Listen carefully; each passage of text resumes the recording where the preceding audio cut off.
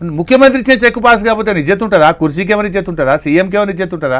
నువ్వు ఆ రోజు మహబూబ్ నగర్లో చెక్ ఇచ్చినావు, ఇయ్యాలటి వరకు పాస్ కాలేదు. ఏ ఊరికన్నా పోదామని మేము అసెంబ్లీలో సవాల్ చేసినాం. ముఖ్యమంత్రి నీ సొంత ఊరు కొండారెడ్డిపల్లికి పోదాం, నీ ఊర్లో రుణమాఫీ పూర్తయిందంటే నేను అక్కడనే ముక్కు నేలకు రాస్తా, నువ్వు రాస్తావా అంటున్నా. ఇప్పుడు V6 ద్వారా కూడా రేవంత్ రెడ్డికి నేను సవాల్ చేస్తున్నా, ఈ రాష్ట్రంలో ఏ ఊరికన్నా పోదాం, అయిందా రుణమాఫీ 100% అయిందంటే నేను ఎమ్మెల్యేకి రిజైన్ చేస్తా. ముఖ్యమంత్రి అడిగి ఉన్నాడా? అంటే ముఖ్యమంత్రి డిసెంబర్ 9 అని మోసం, 15 ఆగస్ట్ అని మోసం, నవంబర్ 30 అని మోసం, 26 జనవరి అని మోసం చేసిండు. రైతు రుణమాఫీ కాలే. నంబర్ 1.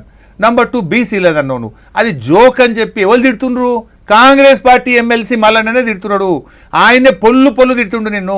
బీసీ సంఘాలన్నీ కూడా మోసము దగ అని చించి అవతల పరేసిండ్రు. దాని ద్వారా బీసీలకు వచ్చింది ఏమైనా ఉందా?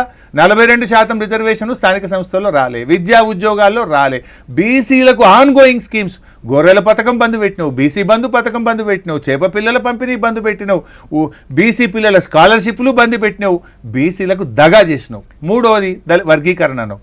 వర్గీకరణ నువ్వు చేసింది ఏముంది? సుప్రీంకోర్టు. అది పాపం ఆ క్రెడిట్ ఏదన్నా ఇస్తే మందకృష్ణకి ఇవ్వాలి, పోరాటం చేసినటువంటి ఎంతోమంది అమరులైనటువంటి వాళ్ళకి ఇవ్వాలి, పిడమర్తి రవికి ఇవ్వాలి, లేకపోతే సీన్కి ఇవ్వాలి, వంగపల్లి సీన్కి ఇవ్వాలి. వాళ్ళు పోరాటం చేసింది. మా కేసీఆర్కి ఇవ్వాలి. ఎందుకు? కేసీఆర్ గారు 2 సార్లు అసెంబ్లీలో తీర్మానం చేసి ప్రధానమంత్రి దగ్గరికి వెళ్ళి ప్రధానమంత్రి గారికి మెమోరాండం ఇచ్చింది కేసీఆర్ గారు. సుప్రీంకోర్టులో పంజాబ్ కేసులో డైరెక్షన్ వస్తే దానికి వచ్చిందే తప్ప అందులో కూడా నువ్వు మోసమే చేసినావు. ఇలా 1% అందులో కూడా మోసం. అలా రేవంత్ రెడ్డి నిర్ణయము కాదు, రేవంత్ రెడ్డి తీర్పు కాదు. సో వర్గీకరణలో నువ్వు ఫెయిల్, బీసీల్లో నువ్వు మోసం చేసినావు, రుణమాఫీ అసలే కాలేదు. నువ్వు ఇక బోనస్ అన్నావు. బైసాబ్ బోనస్ బోగస్ కాదా ఇది?